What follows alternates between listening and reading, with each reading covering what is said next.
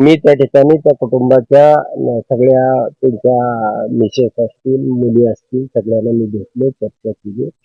तो प्रसंग इतका हृदयद्रावक, काळीज चिरणारा आणि भयानक होता. परंतु त्या ठिकाणी एक 200-300 लोकांशी माझी एक 2-2.5 तास मी त्या ठिकाणी होतो. तिथल्या परिस्थितीची फक्त मी माहिती घेतली. तर इतकं भयानक गुंडाराज त्या ठिकाणी आहे. जवळ-जवळ 2-2.5 हजार रिव्हॉल्वरची लायसन आहे. कुणीही टिपरवाला एखादा जरी त्याचा उद्घाटन करायचा नवीन घेतला, तरी हवेत गोळीबार काढले जातात. चौकामध्ये एखाद्याचा वाढदिवस असला तरी त्यातील फायरी झाडल्या जातात.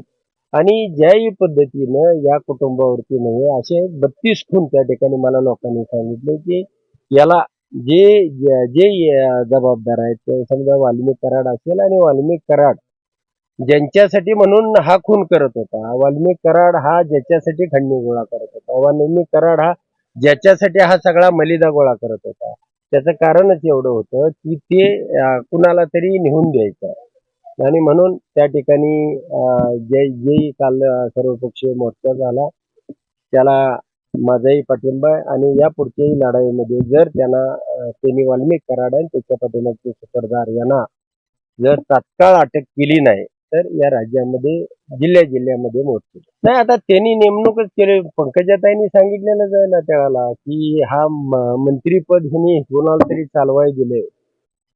धनंजय मुंडे त्याचा कर्ता करवित आहे आणि ह्या सगळ्या प्रकरणापाठीमागे ज्यांनी ताकद दिली तो सुद्धा तेवढाच गुन्हेगार आहे आणि राजकीय वरदहस्त असल्याशिवाय इतके खून, इतके मारामाऱ्या, इतकी खंडणी, रोज 1 कोटी रुपये घेतले घरी घेऊन गेल्याशिवाय हा वाल्मिक कराड झोपत नव्हता, असं ते बीड जिल्ह्यामध्ये सगळ्या लोकांच्या माहितीने.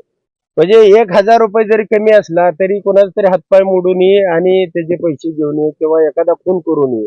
इतकं चिल्लर काम, त्याला 1 कोटीला 1 लाख कमी असतील तरी त्या दिवशी त्याला झोप येत नव्हती.